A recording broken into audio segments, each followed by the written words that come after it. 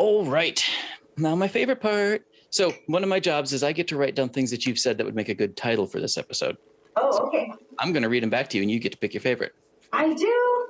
Yes. Wow. And that'll be the title for this one. So, from the top, it's all about stories. I think of it as Legos. She phones a friend. He's not a plot device. Nurse detectives are cool. Or I'm going to be honest instead. Oh, man. I don't think I can decide, Vance. I think you should decide. So it's not a plot device, maybe. Yeah, I was going to say that one or Nurse Detectives are cool because they both really apply. But yeah. I think He's Not a Plot Device has a little more impact. That's fine with me. All right. Welcome to Season 6, Episode 28. He's Not a Plot Device.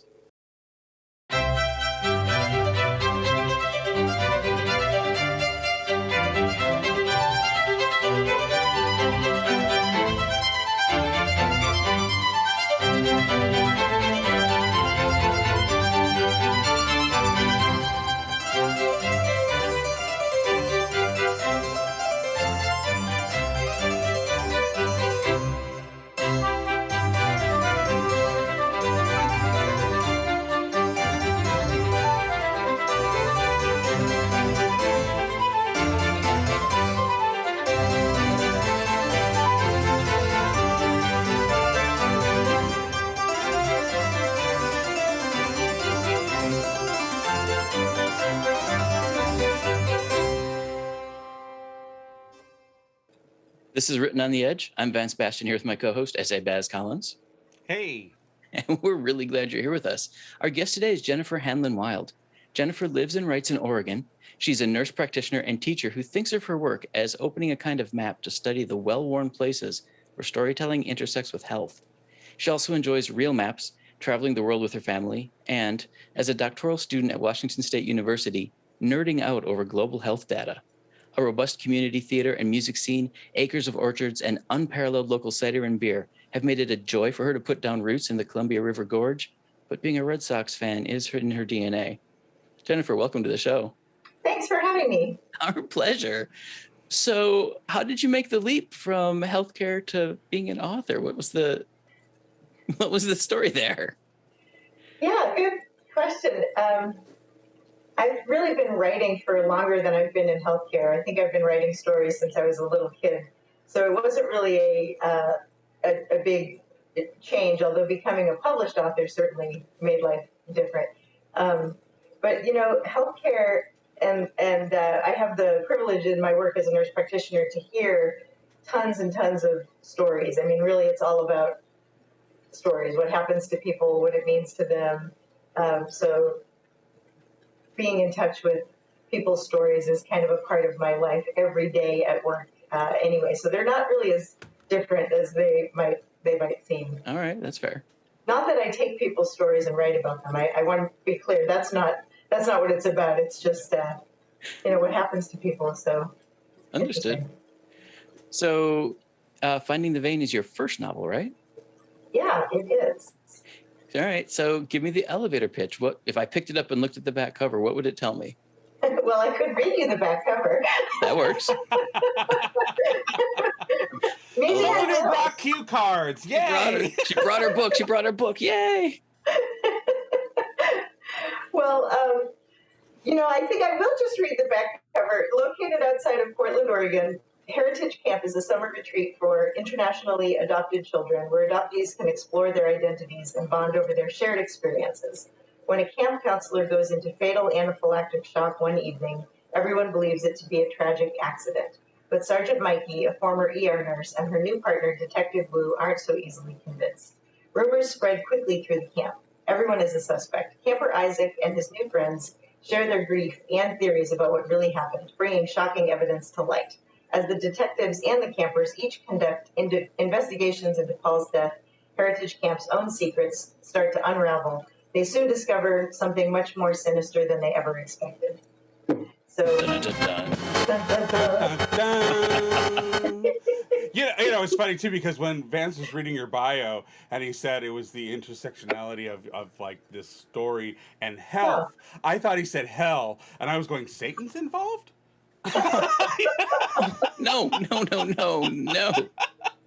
Well, summer camp can be hell, so that's why I went there, Okay, but This is true. this one sounds like it's almost healing, and I kind of wanted to get into some of that as well. Okay.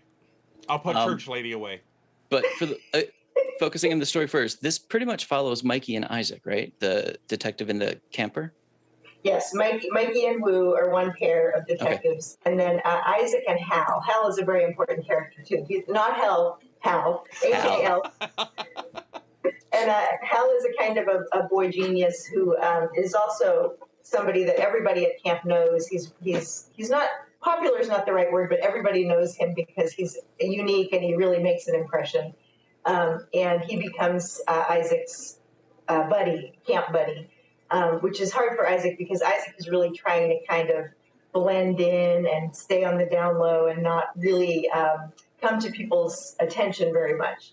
And he's hanging out with this guy who everybody knows. And so that there's sort of two pairs. There's the amateur pair and the professional pair of detectives, and they're simultaneously not really aware of what the other pair is doing, trying to solve this mystery. So did you write it like chapter by chapter, switching point of view? Yes, exactly. Okay. All right. I can see how that would actually weave together pretty well. Well, I tried. It was really challenging. It was hard. I believe it. I mean, as with many crime stories, you kind of have to work backwards to make sure that you're reaching the tent poles as you need to. Oh, man, you're not kidding. Yeah. Yeah. So I thought that writing a detective story would be relatively easy, because they're easy to read. I don't know about you. Do you read a lot of crime fiction or detective stories? So they go down really easy, right? You can read them in a day, 2 days. You can read a zillion of them over the summer, and that's what I did. I was a camp nurse at a camp very much like Heritage Camp, and in between giving the kids their meds and giving people ice packs for their sprained ankles and whatnot, there's a lot of downtime, and I spent a lot of downtime reading just one detective story after another, and this gave me the completely false impression that, I'll just write a dumb little crime, a dumb little detective story. It doesn't have to be great literature. And it turns out, and other people who have confirmed this with me, this is one of the hardest genres to write in because, as you said, the tent poles, I think of it as Legos. When my kids were little, they played Bionicles. Bionicles are these Lego creatures, and you can't have any pieces left over at the end. Everything has to go in the right place at the right time. Otherwise, the whole thing doesn't function. And that's what writing a detective story is like, too. At least for me, it was a lot of timeline. The timeline took the longest time, just making sure every character was in the right place at the right time, and there were no giant holes, to go through. So yeah, it was challenging. But the perspective does shift between the two types of detectives, which is also a pretty common structure for detective fiction. You have like a prologue where the crime happens, and then you have shifting. You go back in time, and you have shifting points of view. So I decided to do it that way because a lot of my favorite writers do it that way, and It's not easy. I bet not. Surprise! Well, no, because each perspective has to have a slightly different voice. Yes, totally. Distinctive. Mm-hmm. Yep. So you got to write as Mikey and her partner. Yeah. So very official. Did you do any background work looking at how to be a detective books? I did. Well, actually, I did look at books now that I think about it. See, I wrote this book so long ago that it only was published recently, but I wrote it in 2015, so I'm trying to remember. But I did go to the library and read some books written by detectives and books about evidence and things like that. And I have a friend who is a detective, and I talked to her too. She was helpful. Nice. Very nice. And then writing for Isaac and Hal, you just had to let out your inner child? Isaac was easy. Well, no, he wasn't easy. But Isaac sort of told me what to write. He came to me sort of as a whole character. Those are amazing characters. Oh, thanks. Yeah, it felt like channeling a little bit. I hate when writers say that, but it did feel a little bit. I mean, I know I wasn't literally channeling him, but he sort of came to my imagination as a whole person, and yeah.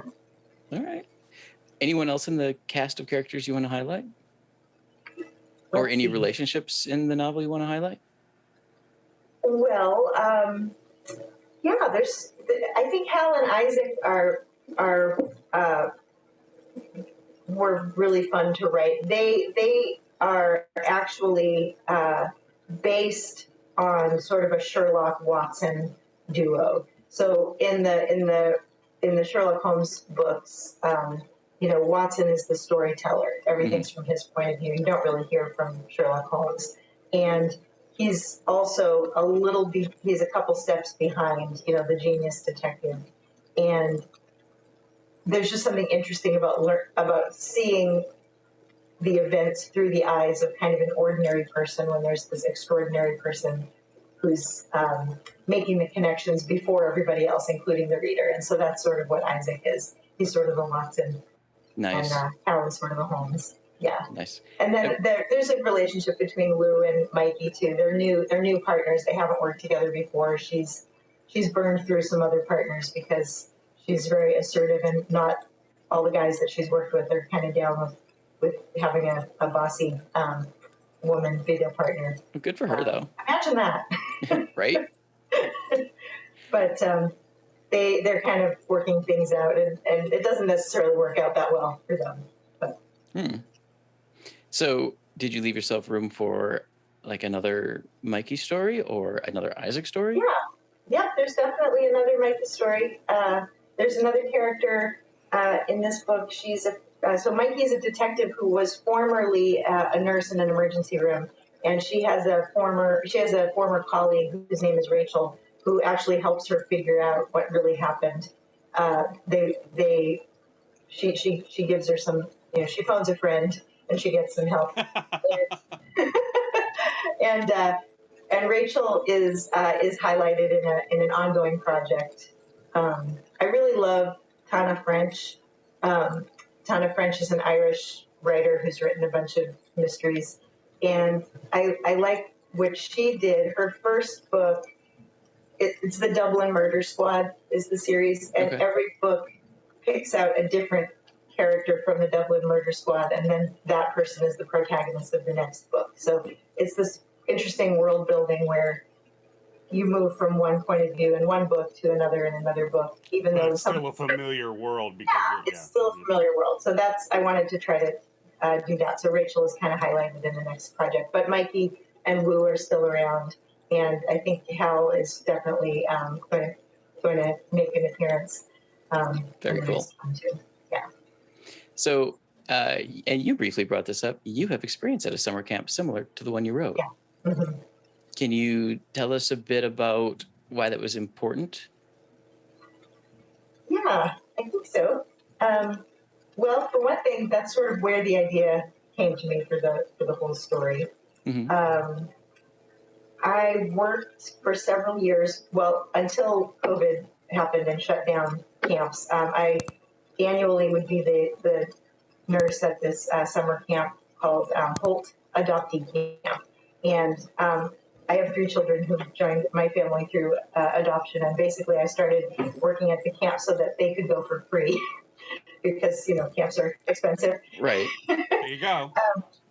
And the story of Holt Camp to me is super interesting. In the earlier days, 70s and 80s, when I think there were international adoption, the numbers were much bigger than they are now. And so a lot of kids, even in the 60s too, a lot of kids were sort of going to camp age around the same time. And their parents, and the culture at the time of international adoption was kind of about how kids needed to be in touch with their birth culture. And so there were a lot of camps, for example, for Chinese adoptees. They would call it Chinese culture camp or Korean culture camp. And these were set up by adults that, sort of had to do with adoption. And they were very much about what parents thought was the right thing for kids to have. And so what the parents thought was, oh, my kid needs to learn Mandarin, or my kid needs to learn how to make kimchi, and that will solve their, this issue of keeping them in touch with their culture. Well, as those kids grew up and, began to kind of have more agency in what sort of activities they would do and organize, it turns out, at least as it was explained to me, that's not really what kids were feeling like they were missing. And not to mention, kids don't necessarily want to go off to camp and learn how to make rice rolls, or do a Korean dance that doesn't necessarily have, they want to play with their friends and they want to play their Xbox and have fun.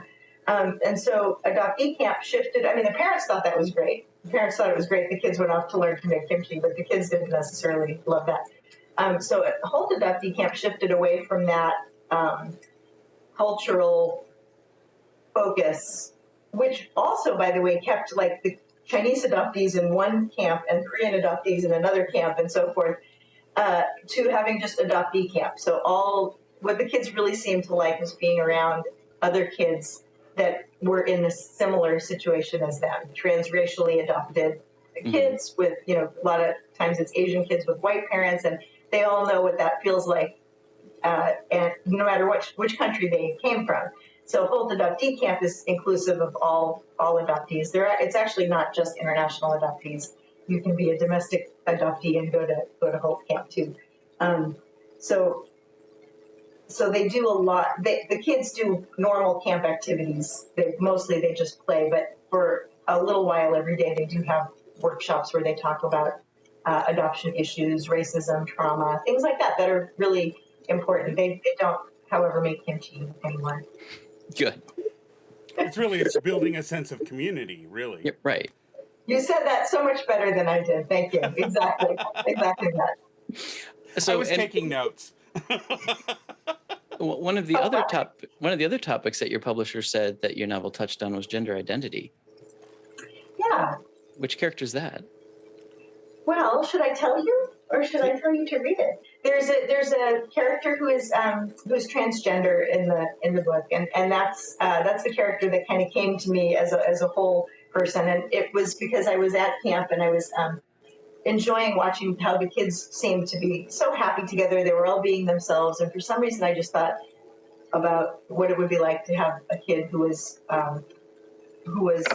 still feeling different, at camp with his community, but still not quite feeling like he could be himself completely.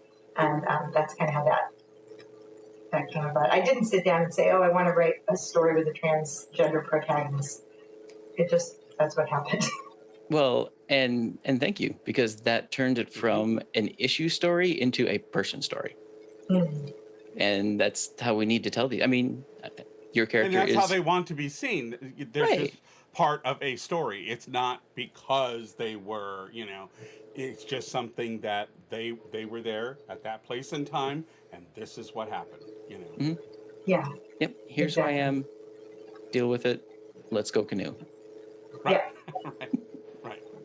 And solve a mystery. What the hell? Well, yeah, and solve the mystery of the counselor. So. Yeah, exactly. Yeah. One person did say to me, or in one of the reviews, I of course, I shouldn't read all the reviews, but I do, something about, I didn't really understand how this, transgender thing fit into the plot. And I thought, well, okay, does it really have to? Does it have right, to? exactly. That's does exactly it have to the be? point. Yeah. It's just who this character is. It's who this character is, and right. There we go. He's not a plot device. It's almost because they ask that question, you go, that's why we have to keep telling these stories, because that's how it happens. That's called life. That's just how it happens. Yeah. Right. But that did writing that character and then having sensitivity reads. One of the nice things about using Hooligan Press was that they did provide me with sensitivity reads. Oh, brilliant. Yeah. And now that I think about it, they did make some suggestions. None of them specifically touched on the transgender character, although they did prompt me to go do more research about specifics about sort of the treatment, medical and hormone treatment.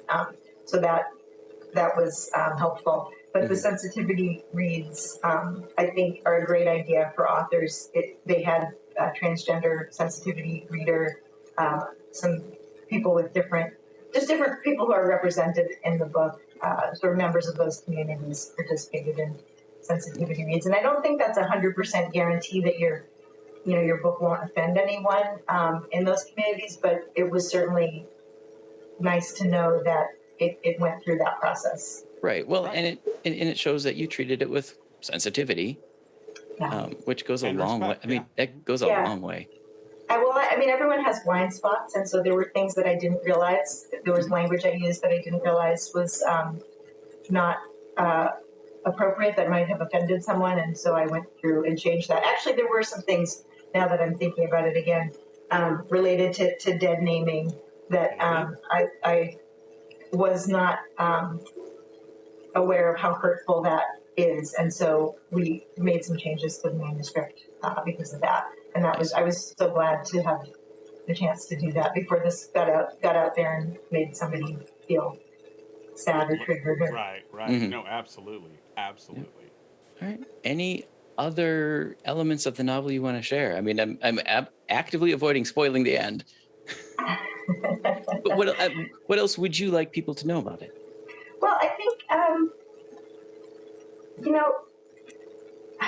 what else would I like people to know about it? I mean, I want people to read it, and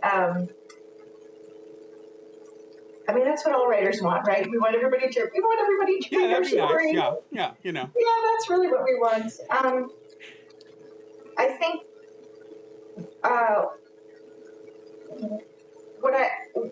someone asked me at a previous event, well, tell us about other nurse detectives that are out there, or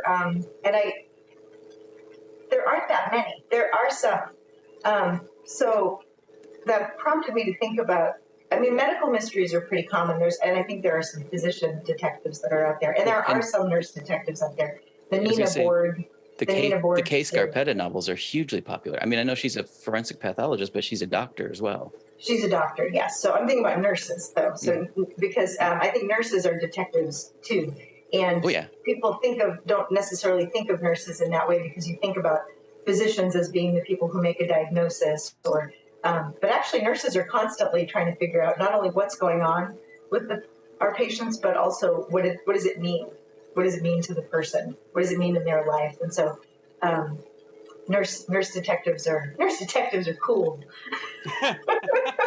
Yes, they are. And they've got much better people skills, I might add. Yeah. In many respects, yeah. That may be true. It's really hard to get through nursing school without people skills. I think it's very hard to get through nursing school, period. But you definitely have to have good interpersonal skills, or that's a huge problem. And I think most doctors also have really good interpersonal skills, but it's not necessarily required to get through medical school. Right. Whereas nursing school is really part of our education. All right. So what's up next for you? Well, actually, I am I'm in my last year of this doctoral program. So all I am doing right now and all I am writing right now is academic stuff, and trying to get through this year. But I do have a couple novels. One of them is it's not a sequel, but it's well, I guess maybe it is a sequel. It has some of the same characters from Finding Newman. And I have a coming-of-age story sitting on the hard drive that I have to get back to that's quite different from this. And what else is on the list? That's it. That's it. I'm teaching, too. I teach literature and writing at community college. I'm going to do a little teaching. When do you sleep? I know, right? It's just nervous energy, So, in addition to our show, are you doing any other appearances? Are you going to be at any book cons, either virtual or in person? Not at the moment, but I do have a writing workshop that'll happen in the fall through my local library, and some events on the East Coast when I go back to visit my family in a few weeks. Nice. Where the Sidewalk Ends bookshop will do a little something, and I'm going to go on vacation and try not to be so busy and and work. Yeah. Good luck on that. Yeah, thank you. All right. Which social site is the best place for people to follow you and get updates? Well, I do have a website, Jennifer Hanlon Wilde author, and I'm on Instagram as Jen Hanlon Wilde, I think. Okay. And I post little book reviews sometimes on my Insta. Perfect.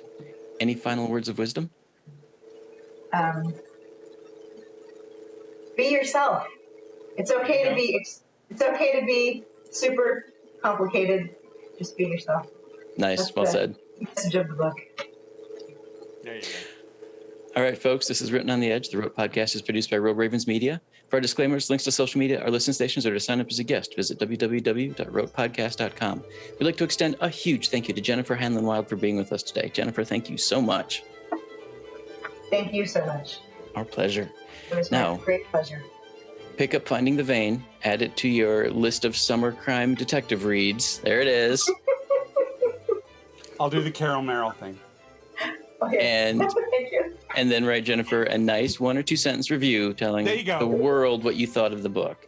Right. Oh, that would be amazing. Right? And tell All right, your friends. And tell everyone about it. All right. Bye, everybody. We'll talk to you again soon. Thank you, guys. Bye.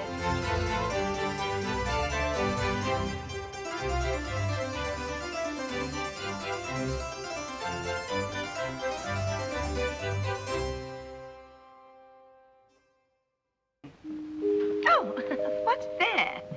Closing time. The bums rush in melody, dear.